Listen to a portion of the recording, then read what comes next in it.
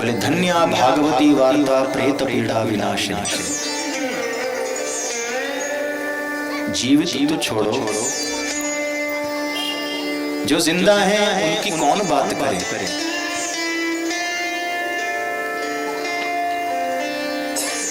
जो मरने के बाद प्रेत भी बना हो,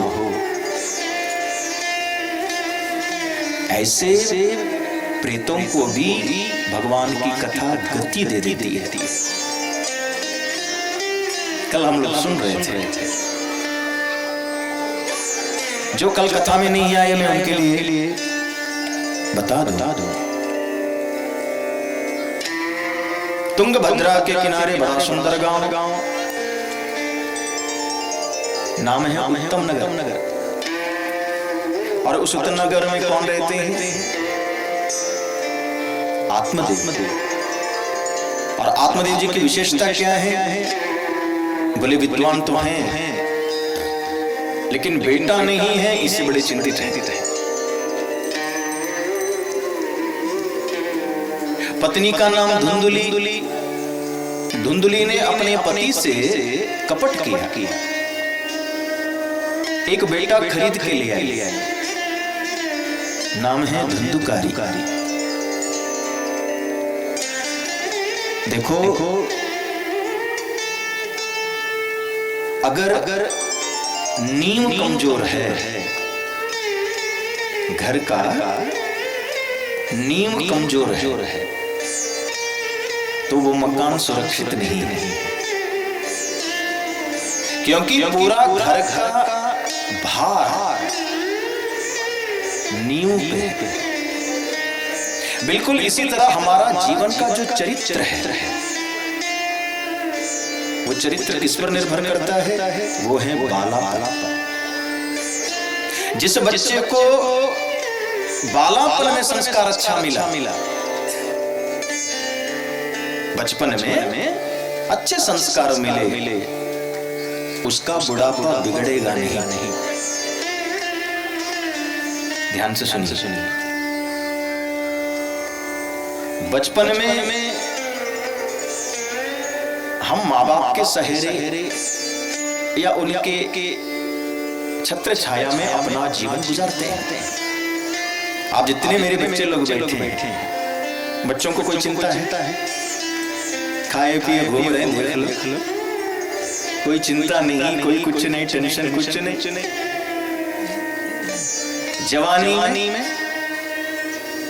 जवानी का जोश रहता है तो भी कोई टेंशन नहीं।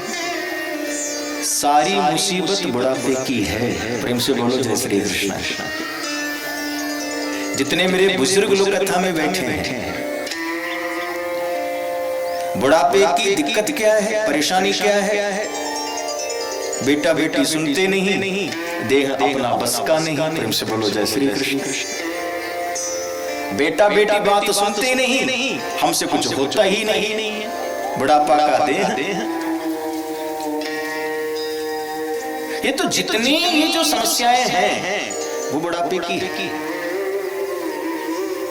इसलिए जिसका बचपन सुधरा उसका बुढ़ापा सुरक्षित है। सावधानी से कथा सुनिए। आज आत्मदेव जी सिर पकड़ करके रोने लगे बुढ़ापे में। क्यों? पहले चिंता थी बेटा नहीं है, अब चिंता क्या है? बोले बेटा नालायक निकल गया। प्रेम से बोलो जय श्री कृष्ण। चोरी करता है, शराब पीता है, जितने भी देश के कुकर्म हैं सब करता है। और बिरादरी क्या है? बोले ब्राह्मण। बोलो वृंदावन बिहारी लाल की। जिस बेटा के लिए बाप आत्महत्या करने के लिए गए, आत्मदेव जी आज सिर पकड़ करके रो रहे थे। तो जो कल कथा में आए थे उन्हें याद है, गाय के गर्भ से पुत्र हुआ। क्या नाम है? गोकर्ण। जैसे ही गोकर्ण जी को पता चला हमारे पिता बड़े दुखी हैं, तो गोकर्ण जी ने माते 2 श्लोक में, मात्र 2 श्लोक अपने पिता को आत्मबोध कराया। एक चीज बड़ी महत्वपूर्ण आज की कथा में बताऊं। कोई जरूरी नहीं कि हम आपको 4 घंटे बड़ी अच्छी बात बताएं। कभी कभी जीवन में एक बात लग जाती है। बात समझ में आई? इसी आत्मदेव जी को जवानी में घंटों तक महात्मा ने उपदेश किया, लेकिन समझ में नहीं आई।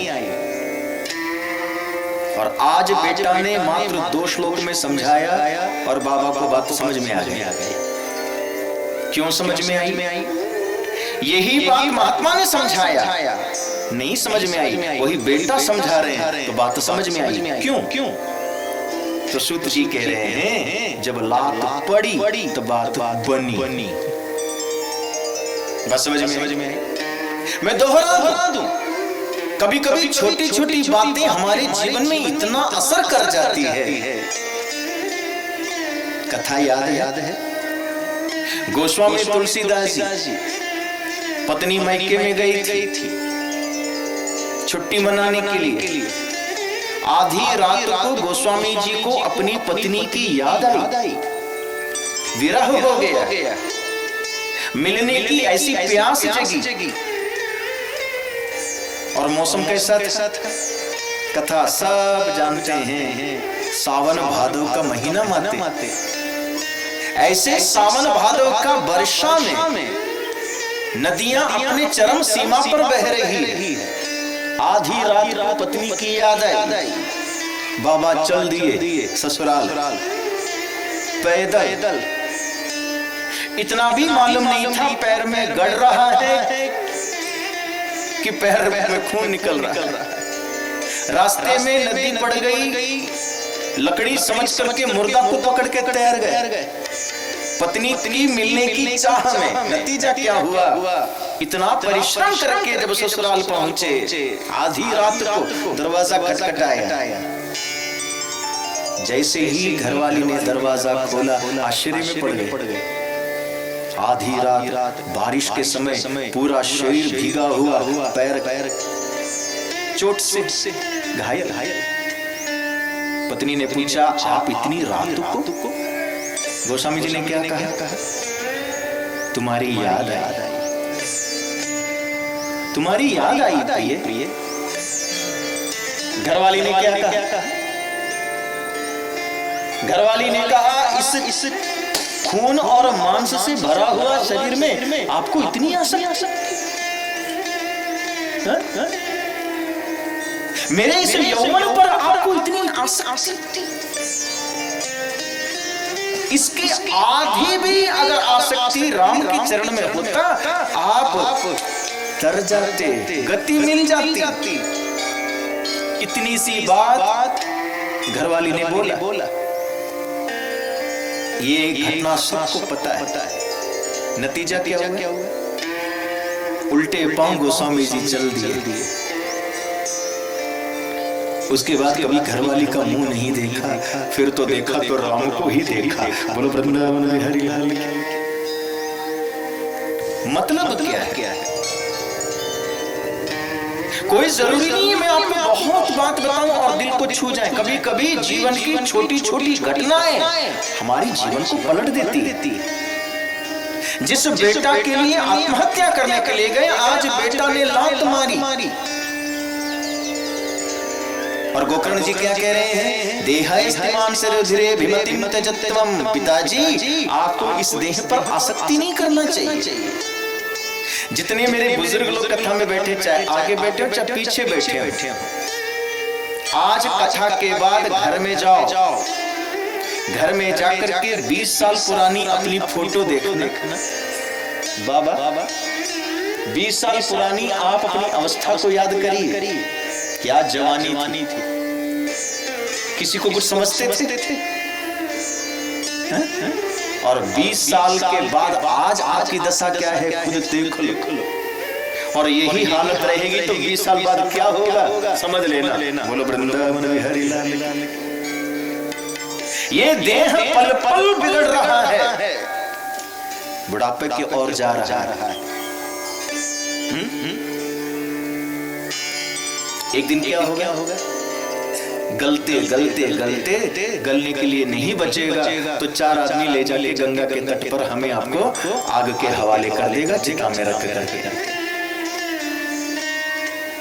कितना भी प्रयास कर लो इस शरीर को सुरक्षित रखने के लिए, गोकर्ण जी कह रहे हैं होगा नहीं, क्योंकि शरीर है ये 5 तत्व का है, ये 5 तत्व में ही जाएगा। कल जवानी थी, आज बुढ़ापा है, कल फोटो में दीवार पर टंगे रहोगे। बात समझ में आ रही? मतलब क्या? हाँ, बेटा बेटी से लोग करके अगरबत्ती दिखाएंगे, स्वर्गीय पिता फलाने फलाने फलाने, यही तो होना है। और यही होता आ रहा है। बाप चले गए, बाबा चले गए, और जाना हमको भी है। तो ऐसे देह में आसक्ति करने से फायदा क्या?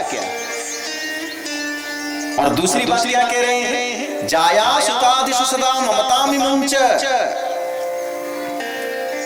देह पे तो कुछ रखा नहीं, अब घर में कौन है? बोले बेटा बेटी। गोकर्ण जी अपने पिताजी से कह रहे हैं बाबूजी,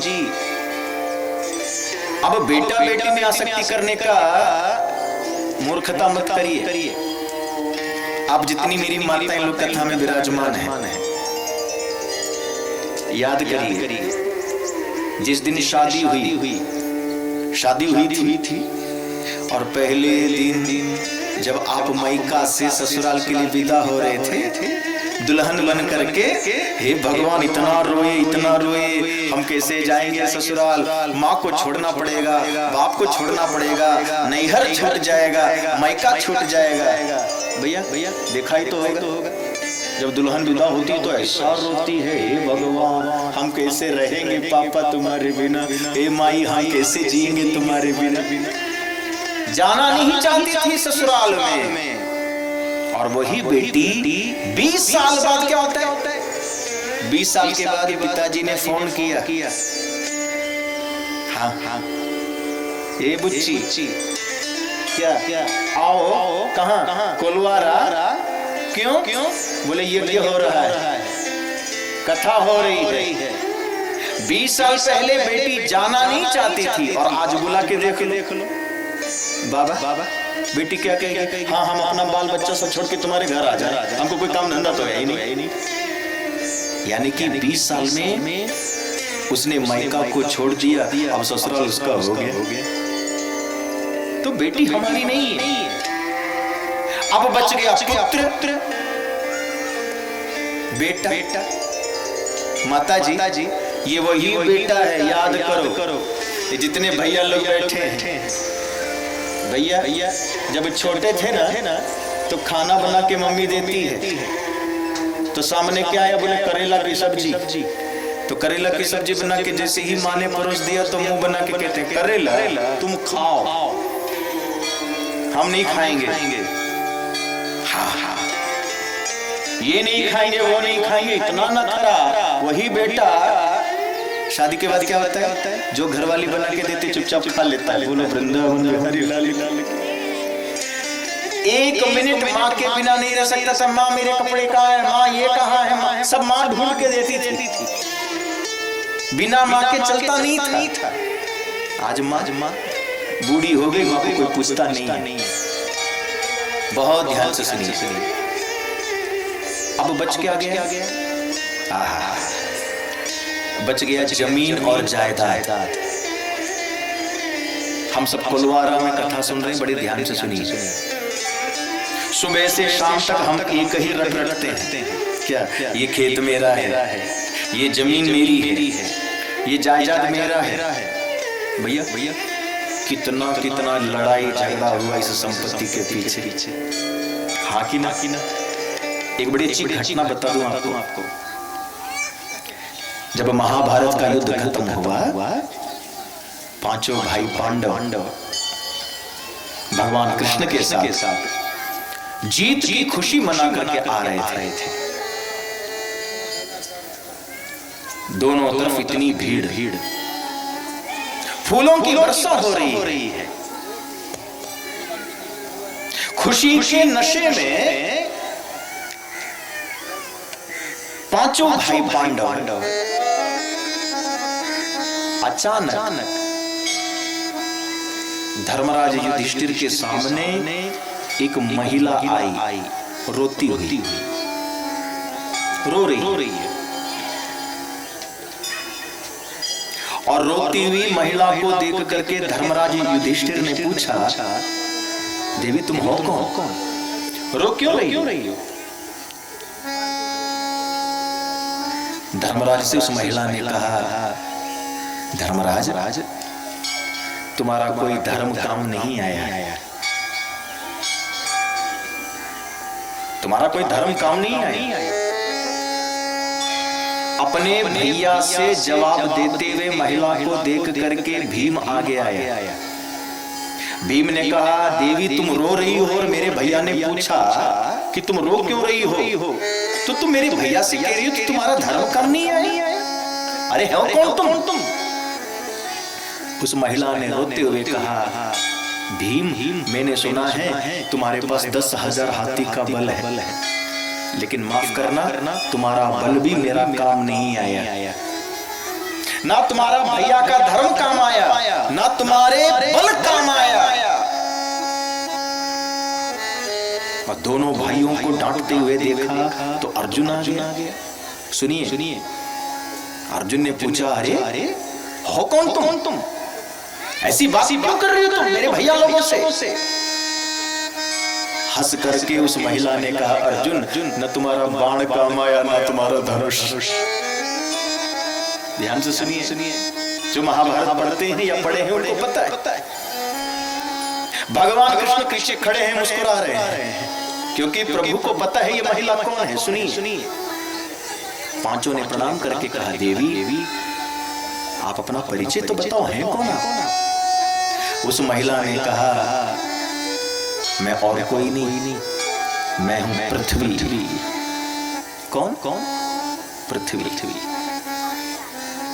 आप जितने लोग कथा में बैठे हैं, महाभारत की लड़ाई क्यों हुई थी? जमीन के पीछे नहीं, फिर सुई के बराबर की जमीन के पीछे। फिर से बोलो जय श्री कृष्ण। सुई के बराबर जमीन। किसने कहा था ये बात? दुर्योधन ने, माता जी। जबकि हक आधे का था। भगवान कृष्ण ने कहा दुर्योधन से, अरे 5 गांव दे दो, ये लड़ाई टल जाएगी। दुर्योधन ने कहा, तुम 5 गांव की बात करते हो? सुई के बराबर जमीन चाहिए तो हमसे लड़के लो। पृथ्वी ने पांडवों से कहा, पूरी लड़ाई सुई के नोक के बराबर की जमीन की। नतीजा क्या हुआ? लाखों की जान चली गई, कितने तो विधवा हो गए, खून की नदियां बह गई, दुर्योधन इत्यादि मर गए। और सुनो, पृथ्वी कह रही है पांडवों से, तुम भी मर जाओगे कुछ दिन के बाद, तुम कौन सुरक्षित हो?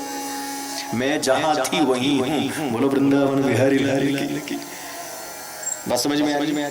पृथ्वी को कोई एक इंच खसका सकता है भैया? अगर कोई बोले ये मेरी जमीन है तो उठा के वहां ले जाके रखो। कर पाएंगे? अरे कल तुम्हारे बाप के नाम था, आज तुम्हारे नाम है, कल तुम्हारे बेटा का नाम होगा। नाम बदल गया, जमीन वहीं की वहीं है, हिली भी नहीं है। तुमसे बोलो जय श्री कृष्ण।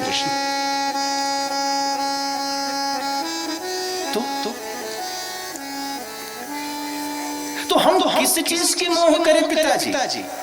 ध्यान से सुनिए। बहुत दिन आपने मोह में जीवन गुजारा, पिताजी कुछ दिन वैराग्य में जीवन गुजार के देखिए।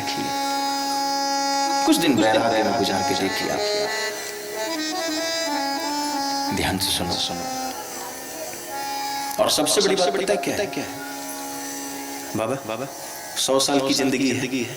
कलयुग में आदमी की उम्र कितनी है? भगवान ने निर्धारित कितना दिया है? 100 साल। इससे ज्यादा कोई ना जिएगा, बहुत कम। हमारे गांव में कुलवारा में कितने लोग हैं 100 साल के? बताओ तो। हमको तो नहीं लगता कोई होगा। वह सेंचुरी कोई मारता नहीं है, पहले आउट हो जाता है। कोई 100 तक जानता ही नहीं है। तो 100 साल की आयु, सब पढ़े लिखे लोग बैठे, 100 तक की गिनती गिनो आप, मन ही मन गिनिए 100 तक की गिनती। 1 2 3 4 5 6 7 8 9 10 है ना। और 10 के बाद क्या है? 11 12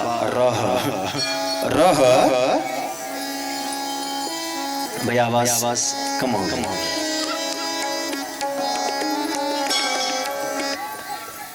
आवाज ठीक करिए। हेलो हेलो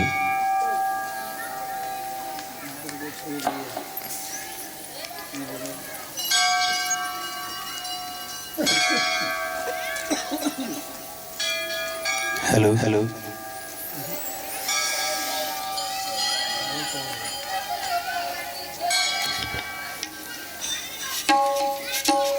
चलिए आप लोग सुनिए। मैं निवेदन कर रहा था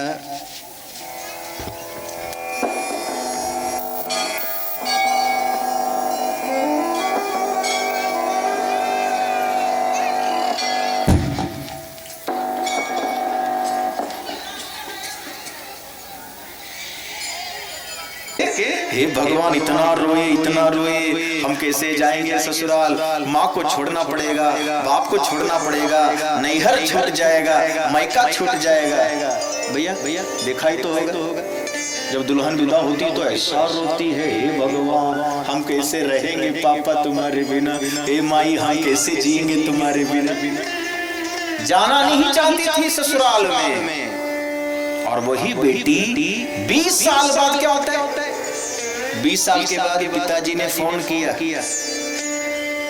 हाँ ये बुच्ची क्या आओ, कहाँ कोलवारा, क्यों बोले ये हो रहा है, कथा हो रही है। 20 साल पहले बेटी जाना नहीं चाहती थी, और आज बुला के देख लो बाबा बेटी क्या कहेगी, हाँ हम अपना बाल बच्चा सब छोड़ के तुम्हारे घर आ जाए, हमको कोई काम धंधा तो है ही नहीं।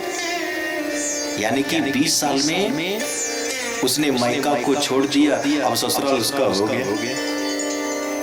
तो बेटी हमारी नहीं है, अब बच गया पुत्र बेटा। माता जी ये वही बेटा है, याद करो। ये जितने भैया लोग बैठे हैं, भैया जब छोटे थे ना तो खाना बना के मम्मी देती है, तो सामने क्या है, बोले करेला की सब्जी, तो करेला की सब्जी बना के जैसे ही माँ ने परोस दिया तो मुंह बना के कहते हैं करेला तुम खाओ, हम नहीं खाएंगे, हाँ ये नहीं खाएंगे वो नहीं खाएंगे, इतना नखरा। वही बेटा शादी के बाद क्या होता है, जो घरवाली बना के देते चुपचाप खा लेता है। बोलो वृंदावन बिहारी लाल। 1 मिनट माँ के बिना नहीं रह सकता था, माँ मेरे कपड़े कहाँ है, माँ ये कहाँ है, माँ सब माँ ढूंढ के देती थी, बिना माँ के चलता नहीं था। आज माँ बूढ़ी हो गई, माँ को कोई पूछता नहीं है। बहुत ध्यान से सुनिए, अब बच के आ गया, बच गया जमीन और जायदाद। हम सब कोलवारा में कथा सुन रहे हैं, बड़े ध्यान से सुनिए। सुबह से शाम तक हम एक ही रट रटते हैं, क्या ये खेत मेरा है, ये जमीन मेरी है, ये जायदाद मेरा है। भैया कितना लड़ाई झगड़ा हुआ इस संपत्ति के पीछे, हाँ कि ना। एक बड़ी अच्छी घटना बता दूं आपको। जब महाभारत का युद्ध खत्म हुआ, 5 भाई पांडव भगवान कृष्ण के साथ जीत की खुशी मना करके आ रहे थे। दोनों तरफ इतनी भीड़, फूलों की वर्षा हो रही है। खुशी के नशे में 5 भाई पांडव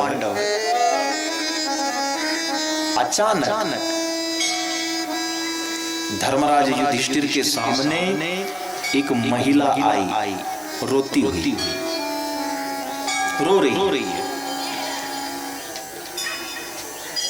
और रोती हुई महिला को देख करके धर्मराज युधिष्ठिर ने पूछा, देवी तुम हो कौन, रो क्यों रही हो? धर्मराज से उस महिला ने कहा, धर्मराज तुम्हारा कोई धर्म काम नहीं आया, तुम्हारा कोई धर्म काम नहीं आया। अपने भैया से जवाब देते हुए महिला को देख करके भीम आगे आया।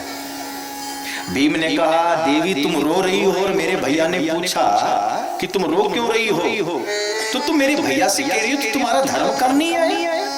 अरे हो कौन तुम? उस महिला ने रोते हुए कहा, भीम मैंने सुना है तुम्हारे पास 10,000 हाथी का बल है, लेकिन माफ करना तुम्हारा बल भी मेरा काम नहीं आया। ना तुम्हारा भैया का धर्म काम आया, ना तुम्हारे बल काम आया। और दोनों भाइयों को डांटते हुए देखा तो अर्जुन आ गया। सुनिए, अर्जुन ने पूछा, अरे हो कौन तुम? ऐसी बात क्यों कर रही हो तुम मेरे भैया लोगों से? हंस करके उस महिला ने कहा, अर्जुन न तुम्हारा बाण काम आया, ना तुम्हारा धनुष। ध्यान से सुनिए, जो महाभारत पढ़ते हैं या पढ़े हैं उनको पता है भगवान कृष्ण पीछे खड़े हैं, मुस्कुरा रहे हैं, क्योंकि प्रभु को पता है ये महिला कौन है। सुनिए, पांचों ने प्रणाम करके कहा, देवी आप अपना परिचय तो बताओ, है कौन आप? उस महिला ने कहा, मैं और कोई नहीं, मैं हूं पृथ्वी। कौन? पृथ्वी। आप जितने लोग कथा में बैठे हैं, महाभारत की लड़ाई क्यों हुई थी? जमीन के पीछे नहीं, फिर सुई के बराबर की जमीन के पीछे। फिर से बोलो जय श्री कृष्ण। सुई के बराबर जमीन। किसने कहा था ये बात? दुर्योधन ने, माता जी, जबकि हक आधे का था। भगवान कृष्ण ने कहा दुर्योधन से, अरे 5 गांव दे दो, ये लड़ाई टल जाएगी। दुर्योधन ने कहा, तुम 5 गांव की बात करते हो? सुई के बराबर जमीन चाहिए तो हमसे लड़के लो। पृथ्वी ने पांडवों से कहा, पूरी लड़ाई सुई के नोक के बराबर की जमीन की। नतीजा क्या हुआ? लाखों की जान चली गई, कितने तो विधवा हो गए, खून की नदियां बह गई, दुर्योधन इत्यादि मर गए। और सुनो, पृथ्वी कह रही है पांडवों से, तुम भी मर जाओगे कुछ दिन के बाद, तुम कौन सुरक्षित हो? मैं जहां थी वहीं हूं। बोलो वृंदावन बिहारी लाल की। बात समझ में आ रही है? पृथ्वी को कोई 1 इंच खसका सकता है भैया? अगर कोई बोले ये मेरी जमीन है तो उठा के वहां ले जाके रखो। कर पाएंगे? अरे कल तुम्हारे बाप के नाम था, आज तुम्हारे नाम है, कल तुम्हारे बेटा का नाम होगा। नाम बदल गया, जमीन वहीं की वहीं है, हिली भी नहीं है। तुमसे बोलो जय श्री कृष्ण।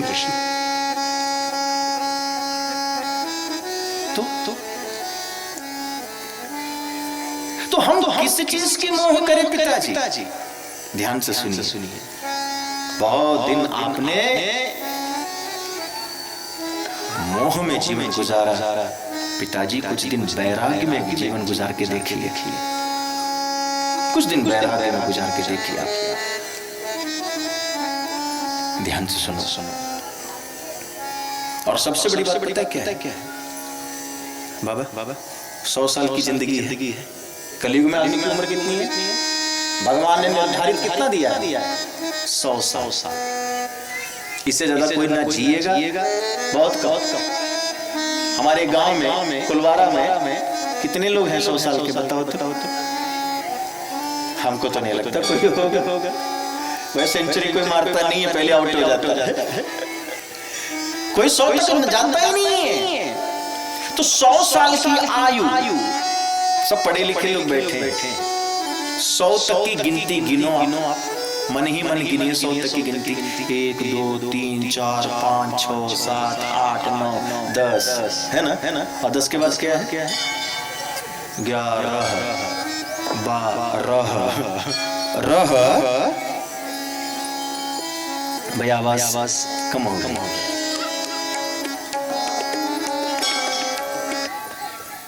आवाज ठीक करिए। Hello hello.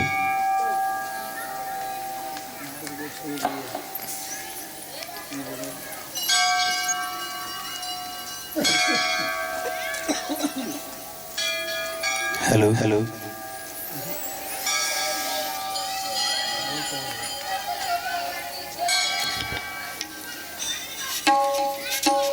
चलिए आप लोग सुनिए। मैं निवेदन कर रहा था